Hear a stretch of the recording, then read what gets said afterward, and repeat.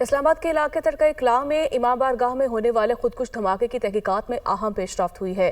جائے وقوع سے مبینہ خودکش بمبار کا سر مل گیا۔ سیکیورٹی اداروں نے حملہ آور کی شناخت بھی کر لی ہے۔ مزید تفصیلات کے لیے یہ رپورٹ دیکھیے۔ اسلام آباد کی امام بارگاہ میں خودکش دھماکہ، جائے وقوع سے مبینہ خودکش بمبار کا سر مل گیا۔ حملہ آور کا پشاور سے تعلق 5 ماہ افغانستان رہ کر آیا۔ ذرائع کے مطابق سیکیورٹی اداروں نے خودکش حملہ آور کی نادرہ سے شناخت کرا لی ہے، جس نے افغانستان سے دہشت گردی کی تربیت حاصل کی۔ میڈیا سے گفتگو میں وزیر مملکت برائے داخلہ طلال چودھری کا کہنا تھا کہ حملے میں بھارتی اسپانسرڈ دہشت گرد ملوث تھا۔ ملزم افغانستان کا شہری نہیں، لیکن وہ متعدد بار افغانستان کا دورہ کر چکا ہے۔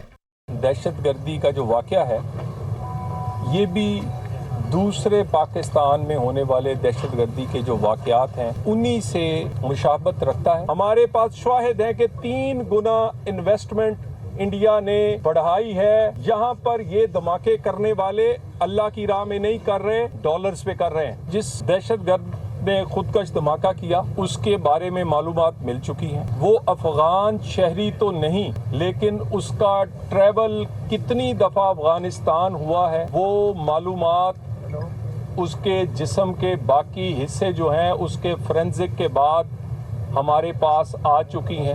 دھماکے کی تحقیقات کے لیے ابتدائی طور پر پولیس کی 3 ٹیمیں تشکیل دی گئی ہیں۔ تحقیقاتی ٹیموں نے جائے وقوع سے تمام شواہد اکٹھے کر لیے ہیں۔